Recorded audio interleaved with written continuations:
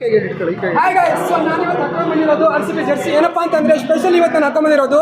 So ಇವತ್ತು ಅಂದ್ರೆ ನಮ್ದು RCB ಟೀಮ್ 18 ವರ್ಷ ಆದ್ಮೇಲೆ ಕಪ್ ಗೆದ್ಕೊಂಡು ಬಂದಿರೋದು ನಿಮ್ಗೆ ಎಲ್ರಿಗೂ ಗೊತ್ತಿರುವಂಥ ವಿಷಯನೇ. ಸೊ ಇವತ್ತು ಡೇಟ್ ಇರೋದು 18 ಆ್ಯಂಡ್ ಇವತ್ತು ರಿಲೀಸ್ ಇರೋದು ಮೂವಿ ನಮ್ಮ ಎಕ್ಕ ಮೂವಿ. ಸೊ ಎಕ್ಕ ಮೂವಿಯಲ್ಲಿ ಏನು ಆ್ಯಕ್ಟಿಂಗು, ಏನು ಡ್ಯಾನ್ಸಿಂಗು, ಏನು ಫೈಟಿಂಗ್ ರೀ ಕೇಳ್ತೀರಾ? ಪ್ರತಿಯೊಂದು ಡೈಲಾಗು, ಪ್ರತಿಯೊಂದು ಆ್ಯಕ್ಷನ್ ಡ್ಯಾನ್ಸ್ ಆಗಿರ್ಬೋದು, ಮಾಸ್ ಆಗಿದೆ, ಸಖತ್ತಾಗಿದೆ. ಫ್ಯಾಮಿಲಿ ನಾವು ಇವಾಗ ನಾನು ಕೂಡ ಒಬ್ಬ ಕಾರ್ ಡ್ರೈವರೇ, ನಾನು ಓಲೋ ಊಬರಲ್ಲಿ ಕೆಲಸ ಮಾಡೋದು. ಸೊ ನನ್ನ ಕಾರ್ಡ್ ಕೂಡ ಇಲ್ಲೇ ಇದೆ, ತೋರಿಸ್ತೀನಿ ಒಂದು ನಿಮಿಷ.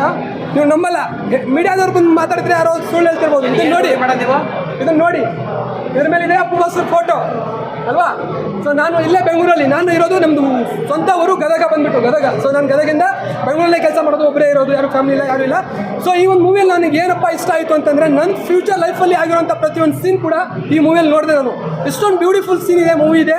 ಸೊ ಈ ಮೂವಿಗೆ ಟೈಟಲ್ ಕೊಟ್ಟಿರೋಂಥ ಎಕ್ಕ ಅಂತ ಕೊಟ್ಟಿದ್ರಲ್ಲ, ಸೊ ಮಿಸ್ಯೂಸ್ನ ಮಾಡ್ಕೋಬೇಡಿ. ಈ ಮೂವಿಗೆ ಎಕ್ಕ ಟೈಟಲ್ ಏನೋ ಕೊಟ್ಟರು ಅಂತ ಅಂದರೆ ಲೈಕ್ಸ್ ಗೇಮ್ಲಿಂಗ್ ಬಗ್ಗೆ ಇರ್ಬೋದು, ಆ ಮೂವಿ ಅದ್ರ ಬಗ್ಗೆ ಇದ್ರ ಬಗ್ಗೆ ಇರ್ಬೋದು ಅಂತ ದಯವಿಟ್ಟು ಆ ಥರ ತಿಳ್ಕೊಳ್ಳೋಕ್ಕೆ ಹೋಗ್ಬೇಡಿ.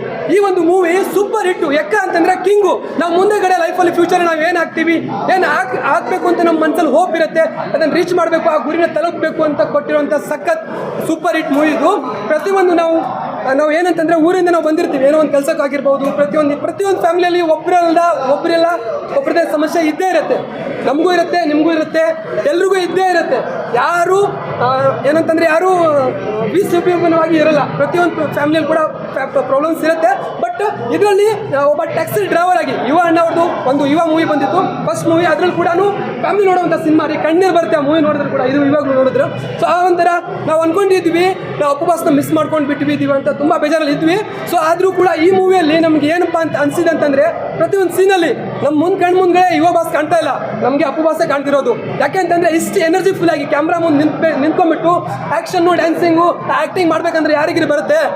ಕೆಲವೊಂದಿಷ್ಟು ಜನ ಹೇಳ್ತಾರೆ ಅವ್ರು ದೊಡ್ಡ ಮನೆಯವರು ದೊಡ್ಡದಾಗಿ ಬಂದುಬಿಡ್ತಾರೆ, ಹೀರೋಸ್ ಪದವಿ ಕೊಟ್ಬಿಡ್ತಾರೆ ಅಂತ. ಸುಳ್ಳು. ಯಾಕೆ ಅಂತಂದರೆ ಅದನ್ನು ನಮ್ಮದು ಬ್ಲಡ್ಡಲ್ಲಿ ಬಂದಿರುತ್ತೆ. ಅದು ನಾವು ಏನು ಮಾಡಬೇಕು ಅಂತ. ಆ್ಯಕ್ಟಿಂಗ್ ಅನ್ನೋದು ಒಂದು ಕಲೆ. ವಿದೌಟ್ ಎನಿ ಪ್ರೂಫ್ ನಿನ್ನ ಹತ್ರ ಕಾಸಿದ್ರೆ ನೀವು ಹೀರೋ ಆಗ್ಬಿಡ್ತೀಯ? ಇಲ್ಲ. ಜನ ನೋಡಿ, ಜನ ಮೆಚ್ಚಿ, ಜನ ಹಾರೈಸ್ತಾರಲ್ಲ, ಅದು ನಿಜವಾದ ಪ್ರೀತಿ ಕಣ್ರಿ. ಅದು ನಿಜವಾದ ಪ್ರೀತಿ, ಅದು ಸಿಗೋದು. ಇವಾಗ ಯಾರೋ ಒಬ್ರು ಕಾಸು ಕೊಡ್ತಾವ್ರೆ, ನಾನು ಹೀರೋ